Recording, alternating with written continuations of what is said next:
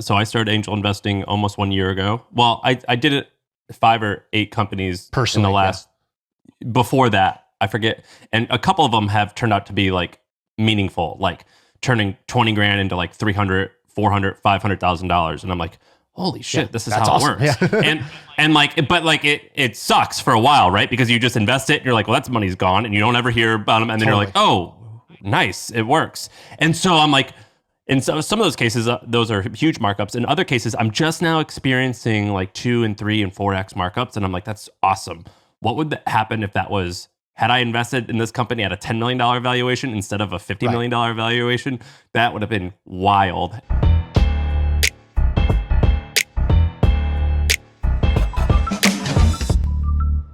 I've noticed that your angel investing is on a tear. Our friend Sully just said, whatever Shaan, what did he say? Whatever Shaan. He tweeted out a joke. He was like, oh, I got this new brilliant investment strategy.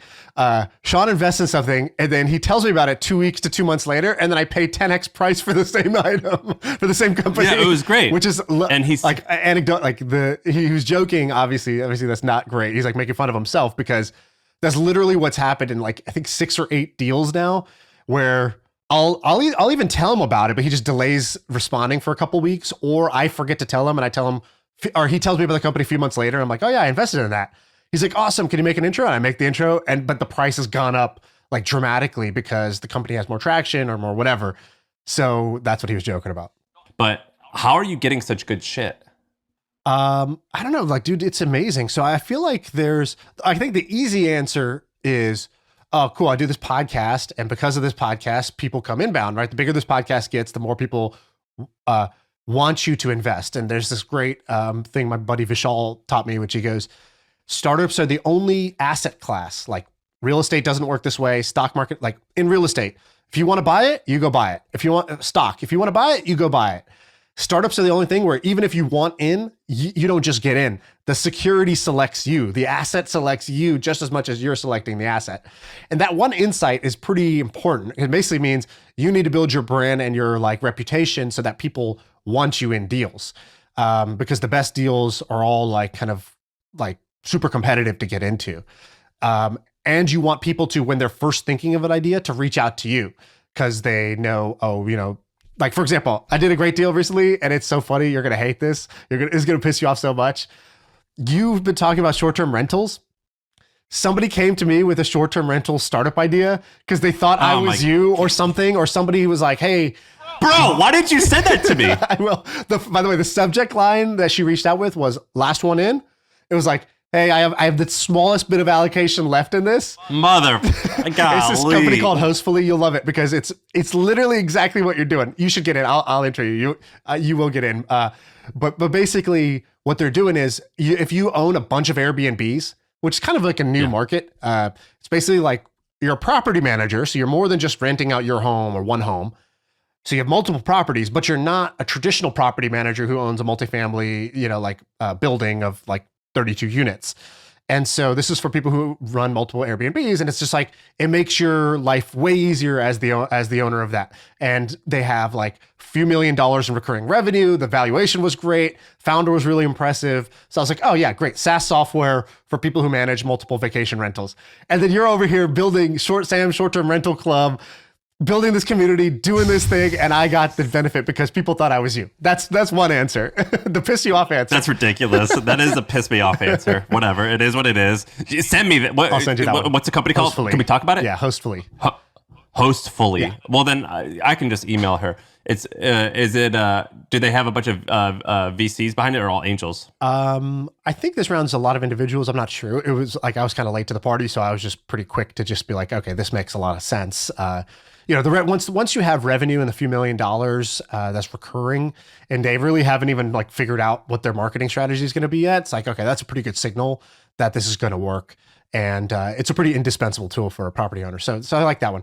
But I would say, okay, here's some of the things that have happened. One is when I share deals with you, you share deals with me. My buddy Julian Shapiro shares like some of the best deals. He's just he's very like consistent with it, meaning like every week he's sending me some good shit.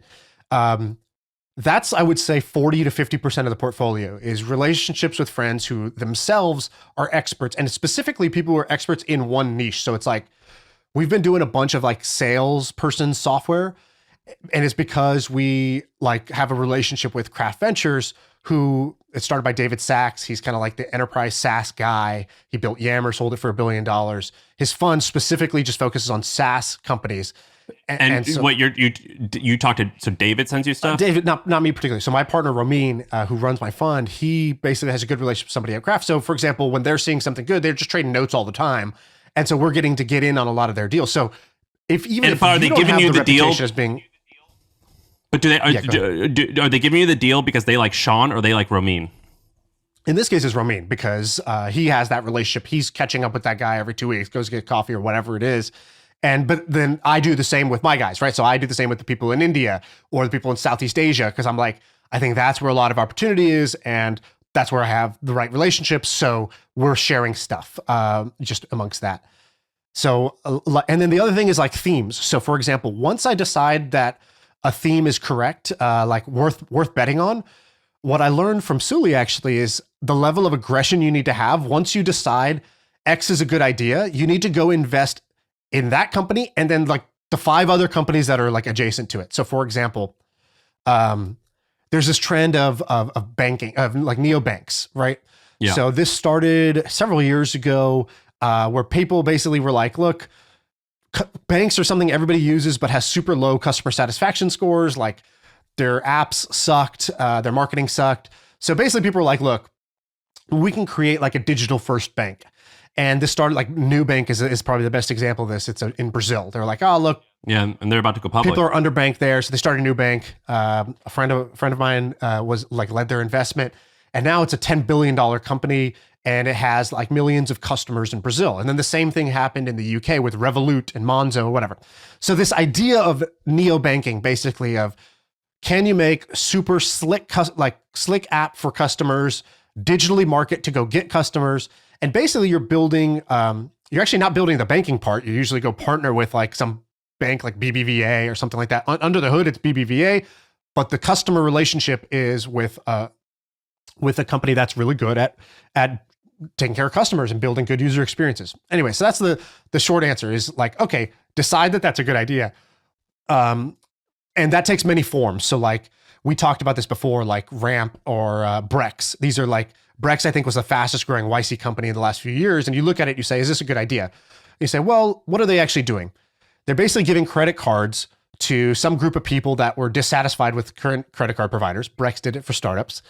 And they get a portion of every time that card swipes. Oh, interesting. So if 1 million people are spending $1,000 a year on it, and they're keeping 1.3% of the interchange fee of the debit card or whatever, you can come up with some number. You say, wow, this company's going to get big pretty fast.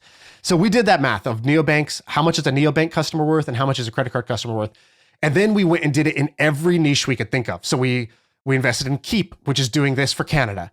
And then we invested in Pluto, which is doing this in the Middle East. But did you holler at them? Yeah, then we go search and destroy, basically. It's like, how do you go hunt for the best companies that are doing this in either this geography or with this customer base? So for example... And you just DM them on Twitter, probably. Yeah, exactly. We just reach out, cold DM, and say, hey, I'm a believer in this for this, and this reason. What you're doing looks super interesting. Would love to invest. And sometimes it comes inbound. Sometimes it's, oh, you got 100 things inbound, but you know what you're looking for. So you quickly pounce on the 4 that fit your thing. Aren't you out of money at this point from the fund though? I raised more money because I was like, before I thought, dude, will I get $1 million worth of deals every quarter that are good deals? I'm not just trying to invest in crap. So I need to invest in good deals. So I was like, I don't know how many high quality deals I'll have. And now, I realized that like whatever I had before was too low. So now we're doing almost 2 million a quarter. We raised more money because we just had better deals. Man, because I'm starting. So I started angel investing almost 1 year ago. Well, I did it 5 or 8 companies personally in the last.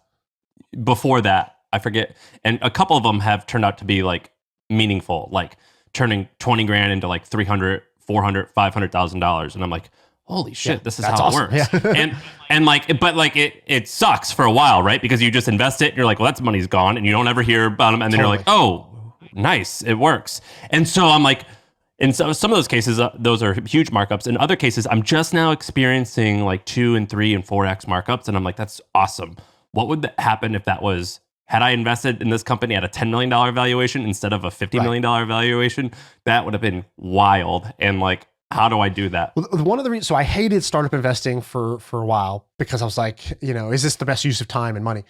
Dude, it feels like an expensive hobby. I'm just spending money and not getting anything in return. Yeah. And then I realized two things, which is Bezos has this quote, which I believe he goes, one of the biggest competitive advantages you can have is being long-term oriented. Basically, if you prioritize, if you have a 10-year view where you're like, okay, I'm going to maximize what I can do in 10 years. And the other guy's trying to make the most they can make, for their quarterly earnings call, right? This is how Amazon worked, right? Amazon was basically like, we're willing to lose money to invest so that we provide 2-day shipping instead of 7-day shipping, or free 2-day shipping, or a larger selection, but it's going to cost us more because we're going to have more inventory or whatever. So we're going to go into all these other verticals, books, CDs, whatever. They basically said, like, his strategy was long-term, this is going to be the most valuable strategy. Short-term, we're going to get punished by the market because our quarterly earnings are not going to look great. But that turned out to be the like magic, the sort of like the biggest competitive advantage Amazon had was their ability to be long-term oriented. I think this is true just in general, which is if you're competing against somebody who they need a result in 1 year and you're willing to be patient and get the result in 5 years, 7 years, or 10 years, you can make bets that they can't make. So that means you get to have lower price bets that will pay off bigger just over a longer time horizon. So I think if you have the luxury of a long-term time horizon, that's a competitive advantage. So that's how startup investing works is if you need money or you need to see positive growth in 1 year, startup investing sucks. If you're willing to play a 10-year game, this can be an awesome game to play. And so do you think that, but do you think you told me, you're like, man, I think I could 3.5x my fund because that's average. Now it seems like it's going to be significantly more. Yeah, like, you think about kind of like what's the floor? I think a 3.5x would be, a solid outcome, but nothing to write home about. But like with a small fund like ours, you could see things where you can get a 15x, you can get a 20x. There are literally crypto small funds like ours that have had 100x. They 100x the fund in the period of time, right? So you shouldn't really. The ceiling is high, but the floor is pretty reasonable. So the first thing was, okay, long-term oriented is a competitive advantage. I like startup investing for that reason. The second one is you want to do things that compound. So for example, if I wanted to beat the market in the stock market, right? I want to beat the S&P 500. I need to have proprietary like intelligence. I need to be smarter than anybody else about something. And I think just being smarter at a game where money's on the line is just really hard to do. Whereas if you do, if you basically say, hey, my advantage comes from my reputation or my network of people that I know, that's just going to compound every year. The more deals I share with you, the more deals you're going to share with me. The more companies I have that are winners, that's going to make it easier for me to get into the next winner or for founders to come reach out to me because they'll say, oh, I saw you did these 5 Indian unicorns. I'm in India. I want to be the next one of them. So you should invest. Can you invest in me?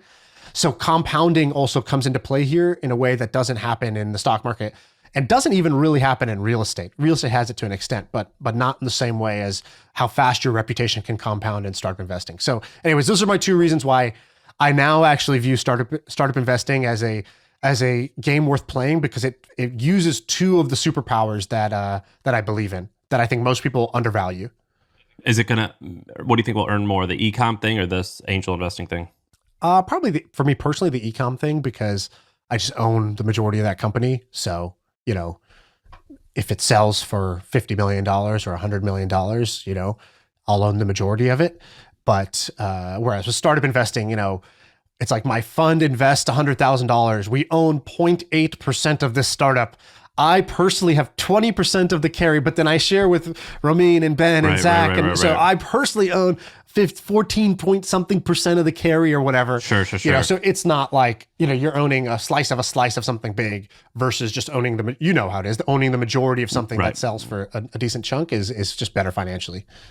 It's so much better. And yeah, I think that whenever people raise money, I'm like, are you sure, man? You might be able to sell this for $50 million and you'll make more money than if you raise money and sell it for 500. Yeah, exactly. Now, but I have to operate that other business. Whereas startup investing is like, a joy, right? You just read about cool ideas, you meet awesome founders and you say, yes, you write the check and then they go do the hard work. So it's just a different thing.